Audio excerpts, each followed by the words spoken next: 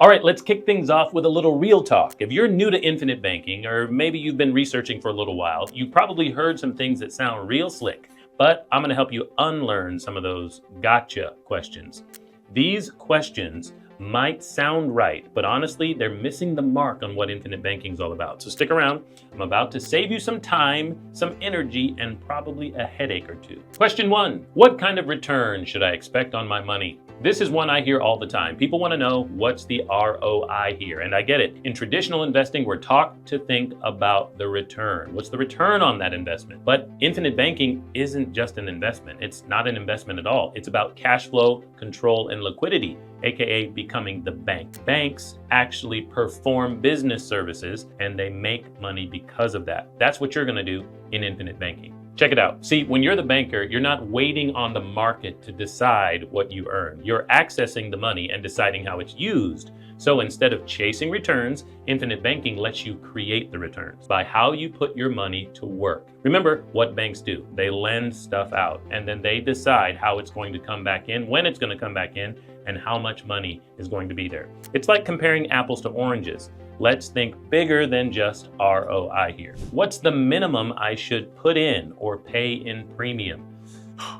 This one's tricky. You're thinking, okay, I get it. I need to pay premiums. What's the least I can do to make this work? But here's the thing. Infinite banking isn't about scraping by. It's about building up a system that you can use, reuse, and rely on. If we go into it thinking minimum, we're treating it like a bill, but this isn't a bill. It's a funding strategy for your system. You're essentially building a reservoir. When you put enough into it, you create a system that can be tapped into for opportunities, emergencies, your family's future, even taxes. So think of premium as the investment into yourself, not just an expense. If you own the bank, how many people would you want depositing dollars inside that bank? So probably as much as possible, as often as possible. Let's think about that. Which insurance company is actually the best one? Here's a fun one. People ask which company is better than the other companies. And I love the curiosity, but this question can really derail you. Different companies offer different things, different strengths. And sure,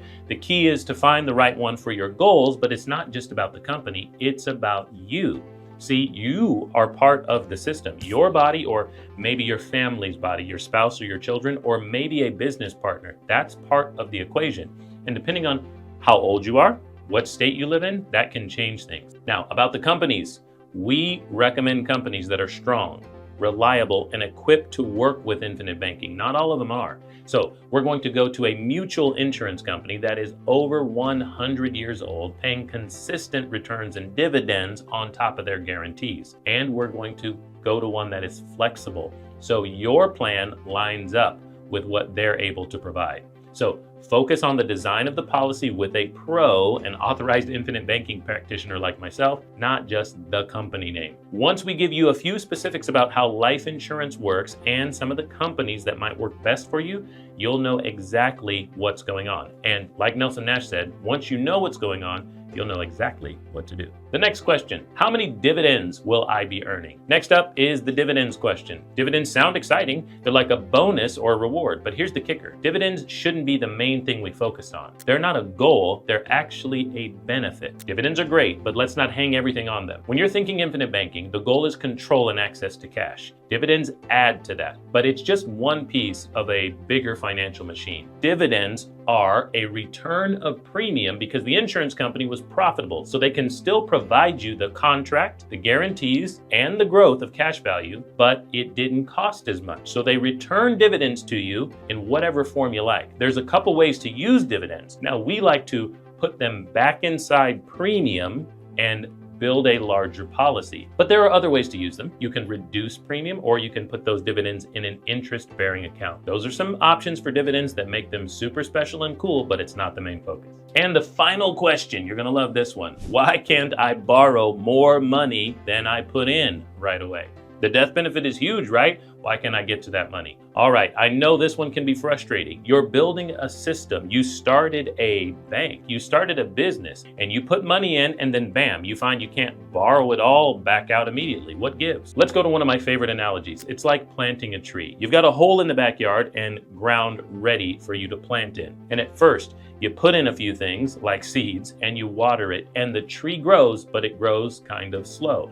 First, you're going to get the trunk, and with time and patience, that trunk expands, grows branches and leaves. In this case, the tree provides money. Money is really going to grow on trees. It's the same with your policy. The growth you're after builds up and unlocks over time, allowing you to access more and more and more cash.